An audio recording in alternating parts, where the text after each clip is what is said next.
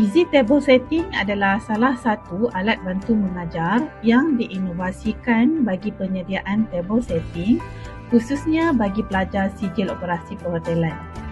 Produk ini dilengkapi dengan ukuran yang jelas bagi kedudukan setiap jenis peralatan di atas peranggu meja. Sebelum melaksanakan table setting, pelajar hendaklah memastikan agar kedudukan Easy Table Setting dalam keadaan yang betul, iaitu kedudukan dinner plate berada di tengah kursi tetamu dan jarak peralatan adalah sebanyak 2.5 cm ataupun 1 inci dari bucu meja.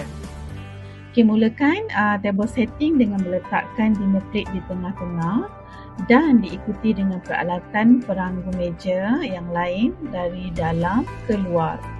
Bermaksud bermula dari table knife, table fork, soup spoon, appetizer knife dan appetizer fork.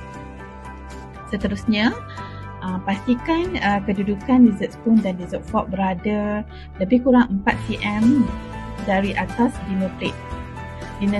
Dessert spoon hendaklah menghadap ke sebelah kiri gas dan dessert fork menghadap ke kanan.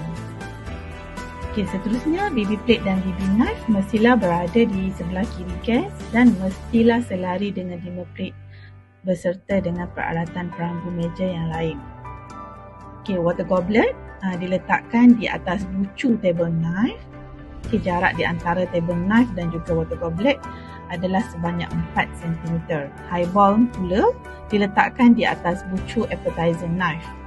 Highball adalah pilihan sekiranya menu tidak mempunyai minuman lain selain daripada plain water, iaitu warm or cool water, maka highball tidak perlu disetkan di atas table setting.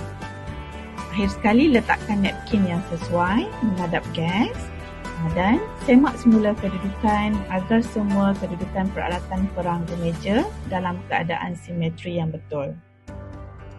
Kita angkat secara perlahan-lahan. Dah siap.